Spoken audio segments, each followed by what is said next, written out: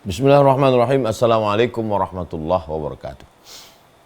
Alhamdulillah wassalatu wassalamu ala Rasulillah Sayyidina wa Maulana Muhammad ibni Abdillah wa ala alihi wa sahbihi wa man tabi'ahu wa mawalah. Subhanaka la ilma lana illa ma 'allamtana innaka antal alimul hakim. Rabbi shrah li sadri wa yassir li amri wahlul 'uqdatam min lisani yafqahu qawli. Allahumma faqihna fid din, dalamkan ilmu agama kami. Warzuqna fahmal mursalin, berikan kami pemahaman seperti yang kau berikan kepada para walimu, kepada para nabimu, kepada para rasulmu. Waftah lana futuhal arifin, bukakan pintu hati kami sebagaimana engkau bukakan kepada orang-orang yang arif, orang yang mengenalmu ya Allah. Wa sallallahu ala sayyidina Muhammad wa ala alihi wasallam walhamdulillah rabbil alamin. Bang Alvin Firdaus beserta seluruh tim yang ada di Pontianak, tim yang ada di Riau, bapak, ibu, abang, kakak, adik semuanya. Tema kita pada pertemuan ini, bekal paling penting. Bekal paling penting. Saya ringkaskan bekal paling penting ini 3. Bekal yang pertama adalah ilmu. La ilaha illallah, betul. Tapi lihat fa'lam annahu la ilaha illallah. Fa'lam, berilmu. Maka muncullah ungkapan awwaluddin ma'rifatullah. Perkara pertama dalam agama ini adalah berilmu tentang Allah Subhanahu wa taala. Makanya setelah kitabul iman, Imam Bukhari menyusun kitabul ilmi, kitab ilmu. Bagaimana sholat, bagaimana puasa, bagaimana zakat, bagaimana haji, apa syaratnya, apa rukunnya, ada wajibnya, apa sunatnya, apa makruhnya, apa yang membatalkannya. Nah, sampai tidak ada ilmu. 3 orang tidak berilmu sholat. Semangat menggebu-gebu. Allahu Akbar. Tengah sholat jatuh tikus dari atas. Terkejut imam. Copot kata dia. Secara fikih batal itu karena udah keluar satu kata dari mulut. Kata makmumnya yang di belakang, nggak boleh kau ngomong kata dia. Ketika dia bilang nggak boleh kau ngomong, udah batal sholatnya. Kata orang sebelah, untung aku tak ngomong. 3-tiganya batal karena tidak berilmu. Nah, jadi semangat ibadah. Apakah terjadi pada zaman Nabi orang yang semangat sampai ya? Tapi karena tidak berilmu, Nabi katakan tak betul. Sahabat musafir tengah gurun pasir, tak ada air. Maaf, malam itu junub dia. Mimpi basah. Pagi itu berguling-guling dia di pasir. Yatamarrahu kama tatamarrahu dabbah. Dia guling-guling ke pasir sebagaimana binatang mengguling-guling. Itu kalau kita tengok ayam, pernah nengok ayam mandi air, mandi debu. Sebagaimana binatang, kucing, begitulah dia. Kenapa dia melakukan itu? Karena dia berpikir gini, kalau nggak ada air, wudu tayamum. Berarti debunya ditempel ke muka, debunya ke tangan. Jadi kalau begitu ketika tidak ada air mandi, debunya ke seluruh tubuh. Maka berguling-guling deh. Setelah pulang ke Madinah ceritakan ke Nabi, kata Nabi nggak begitu, nggak perlu guling-guling di tanah. Ya cukup tayamum saja. Nah, jadi saudara kita yang sakit di rumah sakit, maaf cakap malamnya itu mimpi. Besok gimana nih mau sholat? Cukup tayamum aja, nggak perlu mandi karena sakit. Karena darurat tingkat tinggi atau musafir entah di mana, kering kerontang, ada tugas di Afrika, nggak ada air sama sekali. Nah, maka dia tayamum saja. Inilah pentingnya ilmu. Saya Ustaz nggak enak ini sholat ini kalau tayamum, kayak nggak sholat rasanya kalau nggak kena air ini. Nah ini nggak berilmu. Kalau orang berilmu, kalau menurut ilmu fikih sudah sah ya sah. Keraguan itu datang ya karena tidak berilmu, ragu-ragu. Yakin, hakul yakin bahwa begini menurut fikih, ngerti menurut para ulama, para imam. Tapi kalau orang nggak ngaji, nggak bisa dia bedakan mana. Sekarang alhamdulillah alat-alatnya lengkap semua. Google itu apa yang nggak ada di Google itu lengkap semua. Maktabah Syamilah semua hadis ada. Tapi kalau orang tidak berilmu, tak bisa dibedakannya mana kitab induk, mana kitab sekunder, mana kitab primer. Fikih pun gitu juga, langsung diambilnya dari Al-Um. Mana ada orang belajar fikih langsung ke Belajarnya dari matan takrib dulu, Fathul Qarib, I'anatul Talibin, Bajuri, barulah buka kitab-kitab besar. Ini langsung baru belajar, langsung kitab Al-Fiqhul Islami wa Adillatuh. Mazhab ini makin pusing kepala. Ini penting ilmunya. Nah, ilmunya yang penting. Secara sistematis belajar. Begitu juga dengan puasa ini, maka ilmunya. Ilmu puasa dari mulai melihat anak bulan. Faman syahida minkumus syahra falyasum. Siapa yang melihat anak bulan maka hendaklah dia berpuasa. Dalam hadis dikatakan sumu li ru'yati, berpuasalah kamu ketika melihat anak bulan, waftiru li ru'yati, berhari rayalah kamu ketika melihat anak bulan. Anak bulan istilahnya orang kampung kami. Anak bulan itu maksudnya hilal. Disebut anak bulan karena kecil dia, hilal. Kalau besar nih badar, tala'al badaru alaina badar. Tapi kalau yang kecil itu hilal. Mengintip anak bulan. Sore tanggal 29 Sya'ban melihat anak bulan. Raja Maroko mengerahkan pasukan pengintai anak bulan pergi ke gurun Sahara. Karena di gurun itu tak ada awan. Raja Saudi Arabia mengutus macam-macam metode. Dulu ada kakak kelas saya menulis metode orang Indragiri Hulu melihat anak bulan. S1 di IAIN Susko. Orang Indragiri Hulu, kakak kelas saya. Unik juga skripsi dia nih. Metode orang Indragiri Hulu zaman dulu melihat anak bulan. Jadi rupanya pakai kain tipis katanya. Kain tipis. Alhamdulillah sekarang udah pakai teropong. Adapun ikhtilaf antara Muhammadiyah dengan NU, dengan Perti, dengan Persis, dengan Nahdlatul Ulama, dengan MUI, itu ikhtilaf metode. Yang satu mengatakan mesti kelihatan anak bulan. Yang satu mengatakan cukup pakai ilmu falak. Walaupun 0,1 derajat itu sudah dianggap hilal. Kalau saya bukan ahli ilmu falak. Saya awam, saya ikut diumumkan oleh para ahli ilmu falak, lalu kemudian mereka merekomendasikannya ke Kementerian Agama, lalu diumumkan. Jadi saya ikut, tapi saya tak menyalahkan, karena kalau saya menyalahkan Muhammadiyah, sahabat-sahabat kawan-kawan saya, Ustadz Saidul Amin, Doktor, Rektor Muhammadiyah, sahabat kita, Pak Din Muhammadiyah, Ustadz Adi Hidayat Muhammadiyah. Artinya mereka alim, berilmu. Nah, ta'awan fi mattafaqna, berlapang dada, tolong menolong dalam hal yang kita sepakati. Wa nata'adzar fi makhtalafna, berlapang dada menerima perbedaan. Tapi bukan berarti karena kawan bersahabat lalu kita tidak punya argumentasi untuk menjelaskan ini.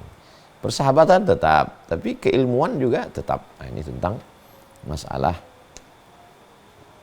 fikih ilmu awal. Nah, setelah kita mengikut metode apa yang kita pakai, kita yakin bahwa besok puasa. Ya, malam itu kita makan sahur. Makan sahur tak wajib. Tapi sunnah, tasahharu, bersahurlah kamu. Fa inna fis sahuri barakah, karena di dalam sahur itu barakah. Saya Pak Ustadz memang nggak biasa makan malam, begono begini, takut naik gula, berat badan.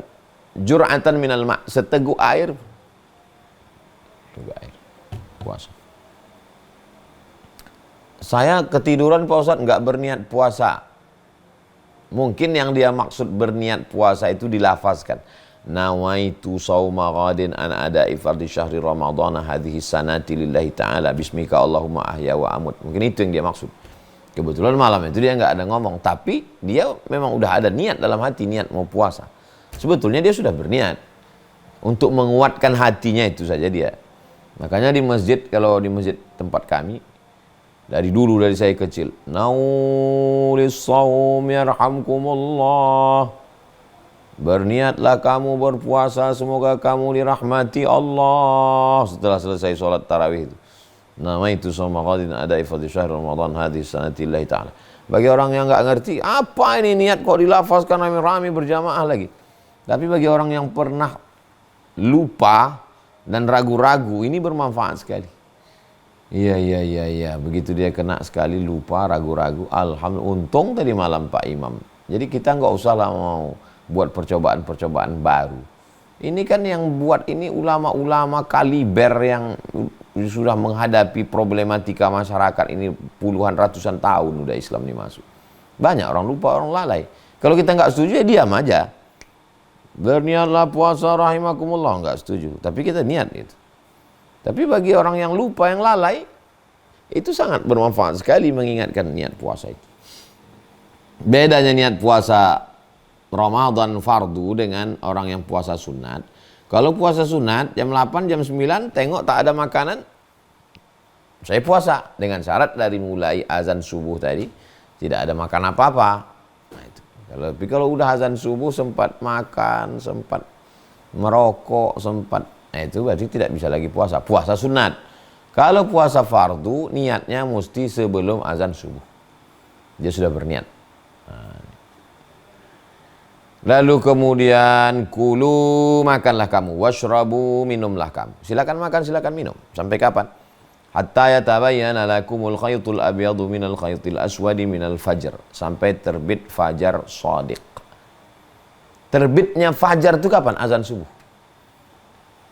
Jadi kalau kami di Maroko dulu kuliah, ya tetap aja makan. Allahu Akbar, Allahu Akbar. Imsak. Stop. Udah azan. Bagaimana kalau ketika azan mulut penuh dengan makanan? Maka keluarkan, gosok gigi bersih. Karena kalau ditelan batal puasa. Karena batasnya adalah masuk waktu. Oh tapi kami ada baca hadis nih Pak Ustadz. Siapa yang lagi sedang makan dengar azan, falyaqdi, maka tunaikanlah makanannya. Telan aja. Ustadz kami pun ada ceramah gitu Pak Ustadz. Katanya makan aja. Nah, ini perlu dijelaskan. Konteks hadis itu adalah ketika di zaman Nabi orang azan, ketika Allahu Akbar waktunya belum masuk. Masuknya nanti ketika hayya 'alas shalah. Allahu Akbar, Allahu Akbar, belum masuk waktu. Nanti pas masuk waktu sholatnya itu pas hayya 'alas shalah. Jadi ketika Allahu Akbar orang, dia disuruh telan. Makanya jangan hanya sekedar tahu hadis, tapi lihat kronologisnya. Adapun sekarang kami di Riau itu semua muazin Allahu Akbar, azan yang kedua ya, bukan azan pertama, subuh. Allahu Akbar, itu sudah masuk waktu. Muazin jangan Allahu Akbar sebelum masuk waktu. Karena sudah kesepakatan umum bahwa Allahu Akbar azan kedua subuh itu waktu sudah masuk. Jadi makanya kalau ada yang sedang minum, sedang makan, dengar Allahu Akbar. Tapi yang paling selamat itu ya ikut mazhab Syafi'i, imsak. Makanya kalau kita lihat jam di masjid, subuh, zuhur, asar, maghrib, isya, syuruk, ada satu lagi, imsak.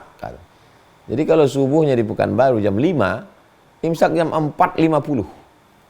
Dari mana 10 menit ini, waktu 10 menit dari mana? Hadis riwayat Sayyidina Anas bin Malik. Karena beliau pernah ditanya, kamu kan serumah dengan Nabi wahai Anas bin Malik. Ya. Kamu lihat Nabi berhenti makan? Iya. Berapa lama antara Nabi berhenti dengan azan subuh? Kata Sayyidina Anas bin Malik, kira-kira 50 ayat. Tidak terlalu pelan, tidak terlalu kencang, tidak terlalu panjang, tidak terlalu pendek. 50 ayat itu setelah dihitung, sedangnya 10 menit. Kenapa tidak hadis pakai 10 menit? Karena jam belum ada. Jadi pakai agak-agak 50 ayat. Itulah asal imsak. Bagi yang tidak setuju dengan imsak, saya sangat setuju dengan imsak. Karena di Maroko tidak ada imsak, kita enak aja makan. Alhamdulillah, begitu 10 menit, bunyi tombol sirine imsak, kita pun gosok gigi, bersih. Sehingga ketika azan masuk, kita tidak ada syak, tidak ada ragu-ragu. Coba kalau masih ada kecap, ada saus, ada asin, ada manis, ragu-ragu muncul. Di situlah pintu setan masuk. Da'ma yaribuka ila ma la yaribuka. Jadi apa yang sudah dilakukan para ulama kita dulu, kita tinggal ikut aja, nggak usahlah kita kritik-kritik mereka tuh. Mereka bukan orang jahil, mereka orang alim. Lalu kemudian kita pun puasa. Puasa tidak mengurangi aktivitas. Nah ini banyak orang ketika puasa pagi tidur, lemas bawaan. Ini kalau begini umat Islam, ini bisa terjadi nanti seperti di Tunisia dulu. Datang Habib Bourguiba. Habib Bourguiba itu presiden Tunisia yang digulingkan oleh Zainal Abidin. Dia minum siang-siang di siang Ramadan. Wahai semua penduduk Tunisia, puasa ini hanya melemahkan etos kerja kita. Produksi minyak zaitun berkurang karena karyawannya lemas. Maka mari kita minum bersama-sama. Zalim itu penguasa. Yang salah siapa? Yang salah umat Islam. Mana ada dalam sejarah Islam puasa mengurangi etos kerja? Perang Badar itu bulan puasa, 150 km dari kota Madinah itu ke Badar. Puasa. Nggak ada Nabi bilang, ini perang Badar kita pending dulu ya, nantilah habis halal bihalal. Mana ada? Puasa. Pembebasan kota Makkah itu pada bulan puasa Ramadan. Tentara Mesir melawan Israel. Dibangunlah satu kota di Mesir namanya kota Ashir min Ramadan, 10 Ramadan. Memang betul-betul 10 Ramadan. 6 Oktober, kebetulan 6 Oktober 10 Ramadan. Republik Indonesia, 17 Agustus 1945. 17 Agustus 45 jatuh pada tanggal berapa Hijriah? Coba tulis. Kalau tak percaya. 17 Agustus 45 berapa Hijriah? 17 Agustus 1945 bertepatan dengan 9 Ramadan. 17 Agustus hari Jumat, 9 Ramadan. Jelas itu. Merah. Hari Jumat, 17 Agustus hari Jumat, 9 Ramadan. Hari induk dari segala hari, hari Jumat, Sayyidul Ayyam. Induk dari segala bulan, bulan Ramadan, Sayyidul Syuhur. Ketemu dua induk. Induk bulan dengan induk hari. Tambah 17 rakaat. Itu bukan angka main-main itu. Presiden Soekarno memilih angka 17 tepat pada hari Jumat pada bulan suci Ramadan. Penuh dengan rahasia angka itu. Penuh dengan zikir dan doa itu. Padahal sebelumnya Soekarni mengusulkan supaya 16 saja. Kata Bung Karno tidak, 17. Karena salah-salah. Pertolongan dari Allah Subhanahu wa ta'ala. Ini tentang masalah puasa bukan menghilangkan etos kerja. Puasa itu membangkitkan semangat kerja. Tidak ada yang berkurang. Jam kerja tetap. Yang berkurang itu makan. Ini sekarang terbalik. Kerja berkurang, semangat berkurang. Yang berlebih pula makan buka puasa. Puasa apa namanya itu? Jangan lupa kalau kita merusak ajaran Islam, yang dibilang orang salah itu Islamnya. Saya kalau salah orang nggak akan bilang somat salah, Islamnya salah. Makanya hati-hati, jangan gara-gara kita orang menghina Islam. Kalaulah ada orang tak Islam masuk dia ke masjid siang Ramadan, ditengoknya bergelimpangan lah korban-korban serangan Israel, pakai baju-baju seragam. Makin besar masjid, makin dingin AC-nya, makin banyak orang berbaring. Apa kata dia? Apa ini agama Islam nih? Andai dia sebelumnya pengen masuk Islam, lihat itu tak jadi dia masuk Islam. Begini rupanya Islam mengajarkan orang bermalas-malasan. Padahal Islam tak pernah mengajarkan bermalas-malasan. Gara-gara apa itu? Gara-gara ilmu. Inilah pentingnya ilmu Ramadan ini. Lalu kemudian sampai petang. Imsakun nafsi, menahan diri, anil mahzurati, dari semua yang dilarang. Min tulu'il fajri, dari terbit fajar, ila ghurubis syamsi, sampai tenggelam matahari.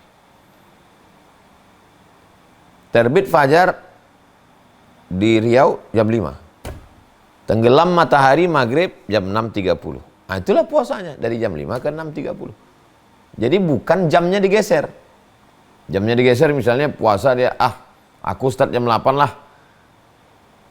5, 6, 7, 8. Berarti nanti bukanya aku tambah 3 jam lagi. 8, 9, 10, 30. Nggak bisa begitu.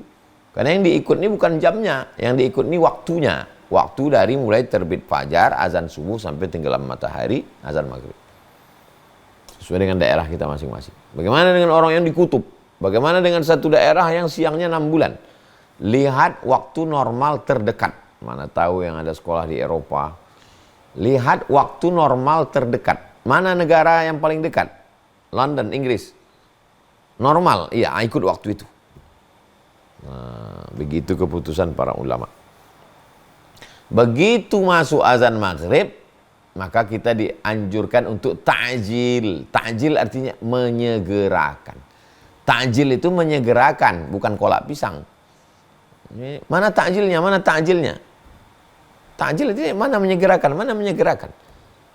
Makanan itu menyegerakan, disebut dengan sebetulnya makanan ta'jil. Nah, itu yang tepat. Tapi karena udah hilang makanannya, tinggal ta'jilnya. Ta'jil artinya ajjala yu'ajjilu, ta'jil menyegerakan, dianjurkan menyegerakan. Ambil kurma. Allahumma laka sumtu wa bika amantu ala rizqika aftartu. Jangan baca Allahumma laka sumtu. Itu hadisnya dhaif. Terus kami baca doa apa? Zahabaz zama'u wa batallatil uruq wa sabatal ajru. Zahabaz zama'u pun dhaif juga. Allahumma laka sumtu pun dhaif juga. Janganlah bulan Ramadan jadi bulan perkelahian. Kelahi antara Allahumma laka sumtu dengan zahabaz zama'u. Sementara yang tak berpuasa lebih banyak sibuk berkelahi antara zahabaz zama'u dengan Allahumma laka sumtu. Sementara yang pesta koplo, acara pernikahan masih berserak-serak, masih ramai, yang nggak menutup aurat masih banyak. Nah, ini kan semuanya pelajaran buat kita.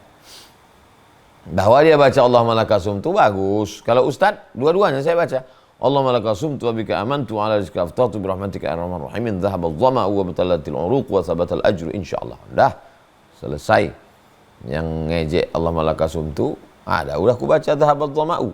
Yang ngotot dhahabaz zama'u ada, udah aku baca Allahumma laka sumtu. Apalah para berkelahi kalian gara-gara ini. Jangan banyak makan. Cukup untuk membatalkan puasa. Habis itu dianjurkan yang manis-manis. Lalu kemudian siap-siap mendengar azan isya. Habis azan isya salat tarawih. Habis salat tarawih salat witir. Habis salat witir pulang cepat tidur karena nanti malam akan makan sahur. Kenapa kita disuruh makan sahur? Membiasakan bangun malam. Paling tidak kalau udah bangun malam tak mungkin cuma makan sahur. Bangun malam ambil wudhu tahajud lah. Insya Allah tak akan tinggal salat tahajud. Jadi 24 jam itu penuh dengan ilmu. Membiasakan bangun malam, membiasakan muhasabah, berpikir aku ini dari mana, mau ke mana, di sini berapa lama, apa yang akan kubawa mati. Itu hanya bisa di tengah malam saat merenung-renung itu. Walaupun tidak di atas sajadah, di depan merenung. Kemanalah akhir hidup ini? Nah, itu. Jadi modal yang pertama adalah ilmu. Yang kedua sehat. Banyak pun ilmu, kalau tak sehat gimana mau puasa? Makanya jangan buka puasa pakai es. Ini leher ini kering. Kalau saya memang kalau musim Ramadan, di luar Ramadan pun saya hindari itu. Karena saya termasuk orang yang kalau minum es hilang suara saya. Bisa dia tak ada sama sekali. Batuk lagi, na'udzubillah. Karena kalau sudah radang tenggorokan, ini ibarat knalpot sepeda motor yang sedang panas, disiramkan air es, mengelupas itu.